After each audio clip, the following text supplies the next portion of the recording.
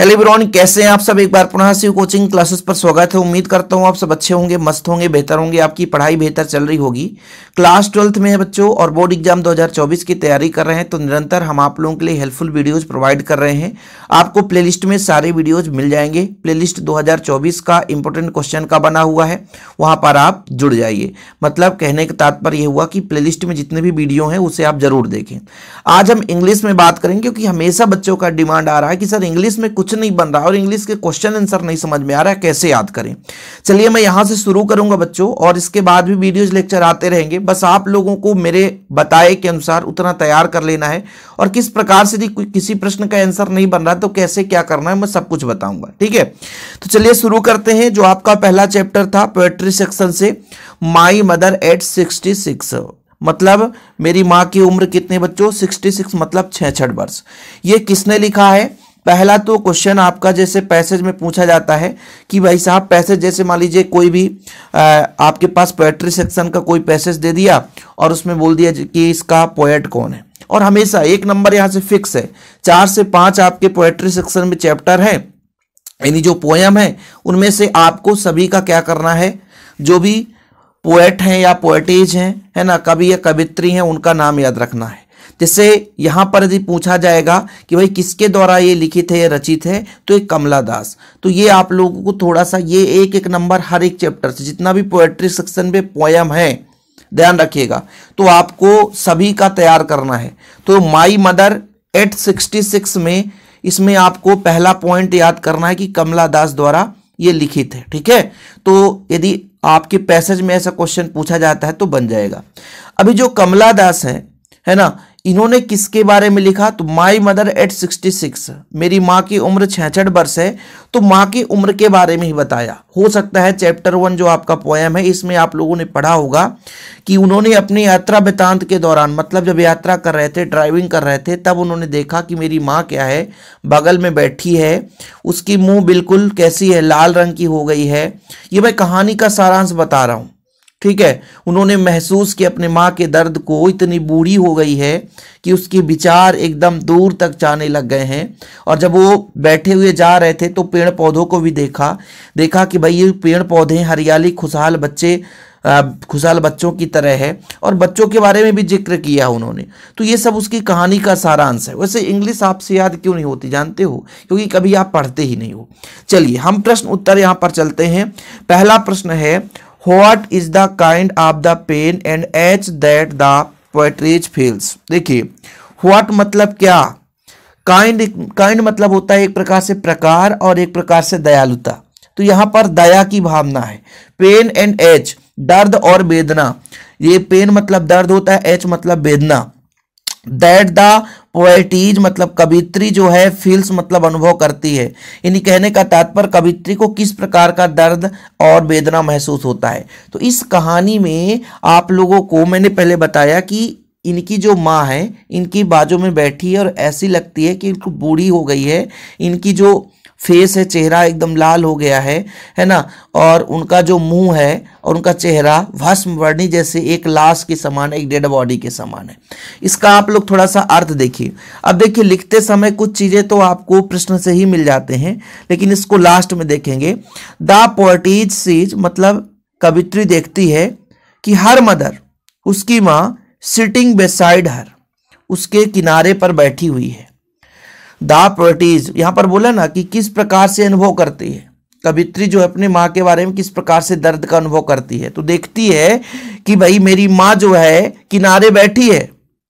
Her mouth is open, उसकी मुंह भी क्या खुली हुई है। Her face is pales like a dead body, उसके जो मतलब एक प्रकार से चेहरा है एकदम पीला पड़ गया है। किसी किसी बुक में आपको लाल रंग का दिखाई देता है कि उसके मुख मुर्दे के समान पीले रंग के दिखाई देते हैं, ठीक है। सीज एजिंग, एजिंग का तात्पर्य क्या होता है कि वह और बूढ़ी होती चली जा रही है। एजिंग का मतलब क्या होता है, और बूढ़ी होती चली जा रही है, ठीक है। और फिर देखो बच्चों यहां पर लिखा है sees the pain and ache that the poetries. अब यहां पर देखो what is the kind of the pain and ache that poetries feels. तो भाई साहब इस प्रकार से यहां पर बोला गया है कि उसकी माँ उसके किनारे बैठी है, उसका मुंह खुला हुआ है, उसका चेहरा मरे हुए बॉडी मतलब मरे हुए शरीर के पीले रंग के जैसा दिखाई देता है, वह बूढ़ी होती जा रही है। यही चीज यही चीज नहीं मतलब उसके पेन नहीं दर्द के बारे में, एच मतलब उसके दर्द के साथ साथ हमने क्या समझाया था, दर्द और आप वेदना कह सकते हो। एच मतलब होता है वेदना, क्या होता है वेदना, दर्द और वेदना को अनुभव की थी इस प्रकार से। दिस इज मतलब इस प्रकार से। अब देखिए क्वेश्चन से ही तो लिख दिया गया the pain and ache that the poet is feels. हमारा काम रहेगा बच्चों प्रश्नों के उत्तर को समझाना।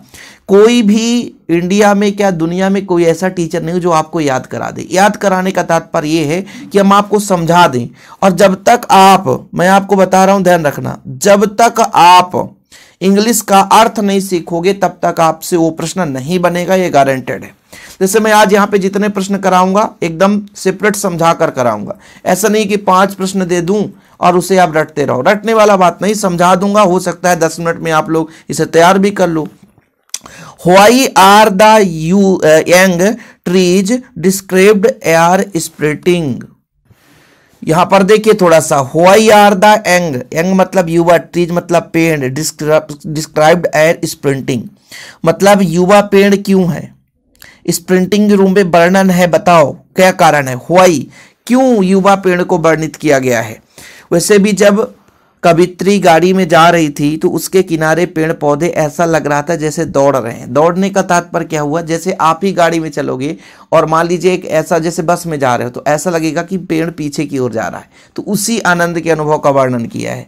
तो यहां पर देखिए the young trees described as sprinting, यहां तक लिख दोगे क्योंकि, बिकॉज मतलब होता है क्योंकि, they are full the strength उनकी मजबूती है, फुल मजबूत है, and they seems to be running because और वो दौड़ रहे हैं, द पोएटिज इज ड्राइविंग क्योंकि कवित्री क्या कर रही है, ड्राइविंग कर रही है, गाड़ी चला रही है। तो उसे ऐसा लग रहा है कि भैया जो पेड़ पौधे हैं फुल स्ट्रेंथ फुल मजबूत हैं, and they seems to be running और वो थोड़ा थोड़ा सा दौड़ भी रही हैं, because the poetess is driving क्योंकि जो कवित्री है वो गाड़ी चला रही है। ठीक है कि भाई साहब पेड़ पौधों को यंग ट्री क्यों कहा गया, क्यों वर्णन किया गया है, क्यों, क्योंकि जब कवित्री गाड़ी चला रही थी तो पेड़ पौधे बिल्कुल दौड़ते हुए नजर आ रहे थे, और जब दौड़ते हैं तो कहीं ना कहीं उसमें स्ट्रेंथ भरा मजबूत नजर आता है, अर्थात वो यंग के समान है। इसीलिए पेड़ पौधों को यंग से तुलना करके यहाँ पर वर्णित किया है कवित्री ने। द यंग ट्रीज, देखिए ना आधा कहानी तो यहीं से, विकास से भी आपको याद करना है। They are full of strength मतलब फुल मजबूत हैं, and they seems to be running और वो दौड़ते हैं, because the poetry is the drive मतलब कवित्री गाड़ी चलाती है तो दौड़ते हुए नजर आते हैं। ठीक है, कोई दिक्कत तो नहीं है, इतना काफी है बच्चों। आगे देखिए अगला प्रश्न है why has the poetess brought in the image of the merry children spilling out of their homes. देखो अब यहां पर कहानी, अब थोड़ा सा इसका जब तक हिंदी नहीं समझोगे ना, देखो ना क्या बोला, पोएटेज बॉट मतलब क्या होता है खरीदना, in the image of the merry children spilling out of the homes. अब यहां पर थोड़ा सा अर्थ समझते हैं। पोएटिज मतलब कवित्री, ब्रिंग ब्रॉड मतलब लाया, कवित्री ने क्यों लाया, image of the merry children बच्चों के चित्र को, बच्चों के इमेज को क्यों लाया, स्प्लिंग आउट ऑफ द होम्स मतलब भाई साहब यहां पर कहने का तात्पर्य ये हुआ कवित्री ने, देखो ना, आउट ऑफ देयर होम्स मतलब अपने घरों के, ठीक है, अपने घरों से बाहर निकलते हुए, जब घर से बाहर निकलती है तो children spilling out of their homes मतलब जब घरों से बाहर निकलते हुए प्रसन्नित बच्चे हैं उनकी छवि क्यों सामने लाई, उनकी इमेज क्यों सामने लाई।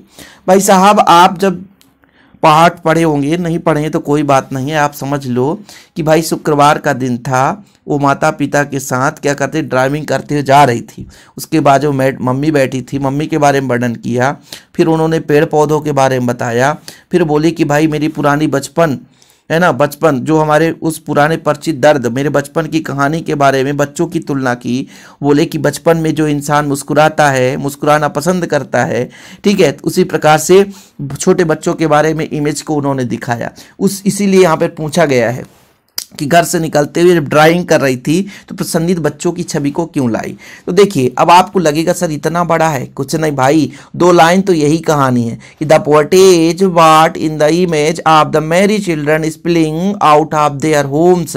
मतलब घर से निकलते ही जो कवित्री है बच्चों की चेहरा को लाई, इमेज को लाई, उसके छवि को लाई। क्यों? बिकॉज मतलब क्योंकि she want to show the liveliness and the energy of the outside world. मतलब दुनिया में उनकी जीवन ना एनर्जी पूर्ण है, ताकत वो दिखाना चाहती है।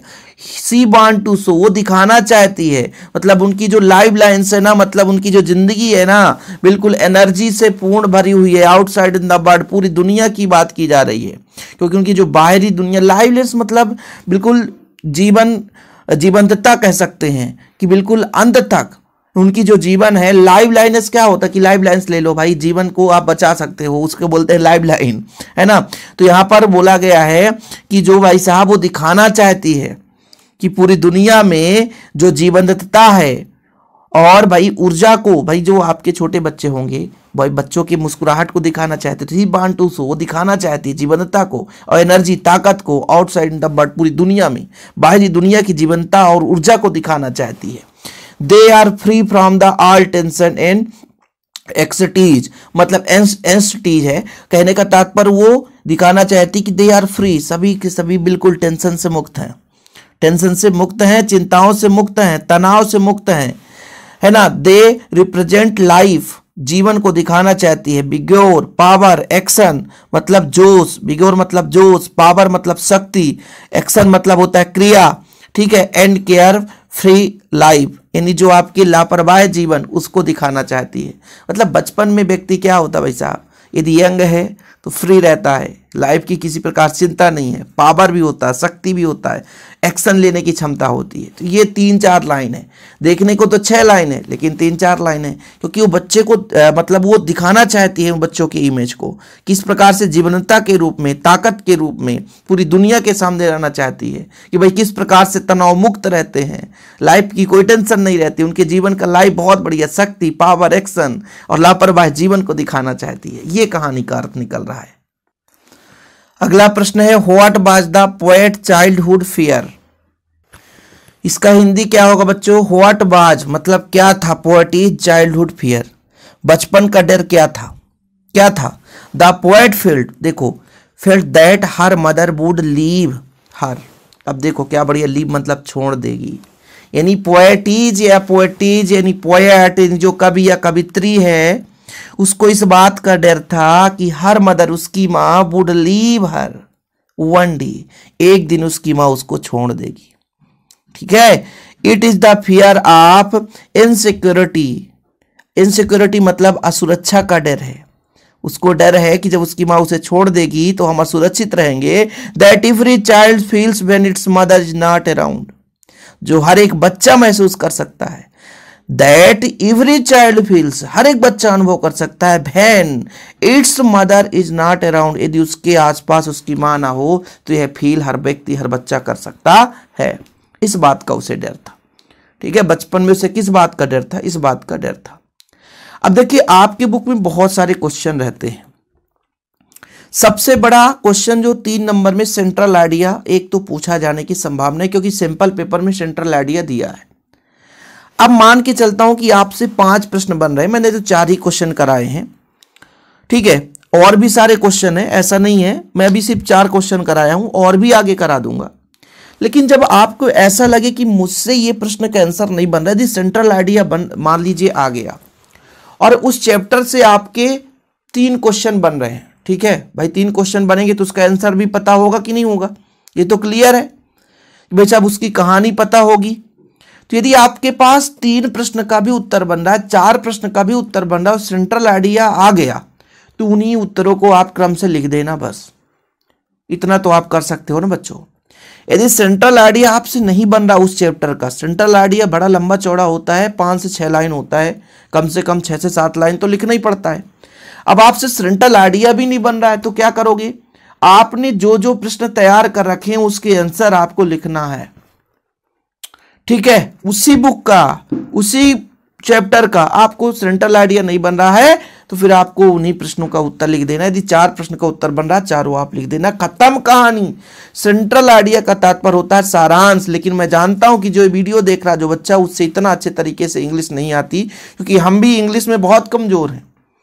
हम जब 12th में इंग्लिश में थे तो इंग्लिश हमसे नहीं आती थी बच्चों, तो हम भी अपना लॉजिक लगाते थे, क्योंकि उस टाइम पे हम उस चीज को नहीं समझ पाते हैं। आज भी मैं आपसे कहूं कि इंग्लिश में कितना मजबूत हो, तो उतना मजबूत नहीं हूं, कमजोर ही हूं। क्यों? क्योंकि फिजिक्स केमिस्ट्री आज 7 से 8 साल हो गए पढ़ाते, उससे बेहतर तो मैथ पढ़ाता हूं। तो फिजिक्स केमिस्ट्री और मैथ पे फोकस रहता है, तो इन चीजों पर कम आ जाता है। इसलिए आप लोगों को यदि हर चैप्टर से 5 प्रश्न भी बन रहे हैं तो सेंट्रल आइडिया आपको रटने की जरूरत नहीं है, 1-2 बार पढ़ लो, बाकी उन्हीं प्रश्न का उत्तर लिख देना है। अगला पॉइंट, अब आपको ये सारी चीजें तो 4-5 क्वेश्चन तो आप कर लोगे, जैसे 4 क्वेश्चन मैंने करा दिया, 1 आध क्वेश्चन आपसे वैसे भी याद होगा।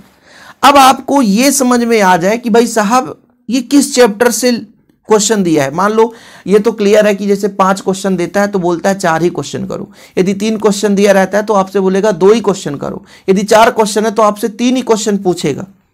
100% ये ऐसा रहता है। तो यदि आपको ये पता चल गया कि इस चैप्टर का ये क्वेश्चन है, तो आपको क्वेश्चन तो लिखना ही है आधा, उसमें से उस चैप्टर का कुछ भी चीज आप लिख के आओगे, पेपर में छोड़ के नहीं आना है। ये मैं मूलभूत चीजें बताता हूं। पहला बात बच्चों, आपको एक भी क्वेश्चन छोड़ना नहीं है। ऐसा नहीं कि वो हमसे नहीं बन रहा था वो क्वेश्चन तो हमने छोड़ा है। अरे भैया कुछ तो बन रहा उस चैप्टर का, उसी का लिख दो, कुछ ना कुछ लिख के आना है। फिलहाल अभी ये 4 क्वेश्चन मैं समझाया हूं, बाकी और भी समझाने का काम करूंगा। कुछ बच्चे कहते हैं कि सर केवल इंपॉर्टेंट दीजिए, तो मैं केवल इंपॉर्टेंट ही चीज़ें दे रहा हूँ। बाकी आप लोग एक काम करो, इंग्लिश में यही कर सकते हो कि भाई साहब पहले का तो पैटर्न चेंज था, तो 2022 और 23 का पेपर तैयार कर लो, पहला काम। फिर त्रैमासिक में जो क्वेश्चन पूछे गए हैं, अर्धवार्षिक में आपका बच्चों सिंपल पेपर आ चुका है, सिंपल पेपर तैयार करो, और जो प्री बोर्ड होने वाला है उससे आप तैयार करो। तो इतने पेपर से मैं गारंटेड कहता हूं कि आपके मैक्सिमम क्वेश्चन आ ही जाएंगे। अब ये है भाई कि 1-2 क्वेश्चन छूटेगा, वो वही कर सकता है, इसका तात्पर्य है जो पूरा पढ़ा हो। और जो केवल टाइम पास के लिए पढ़ाई की है तो उसके लिए क्वेश्चन तो छूटना तय है। इसलिए आप परेशान भी मत हो कि हम 4 में 4 ही कर पाएंगे, ऐसा नहीं है। यदि 4 क्वेश्चन पूछा है तो आप 3 ही करोगे, क्योंकि 1-8 क्वेश्चन भूल ही जाना है ना। कोई भी टीचर बता दे ये आ जाएगा, कोई जरूरी नहीं है कि वही आएगा, क्योंकि लिमिट आना है 4 क्वेश्चन।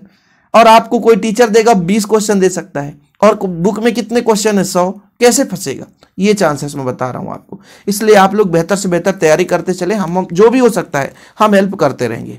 जय हिंद, वंदे मातरम।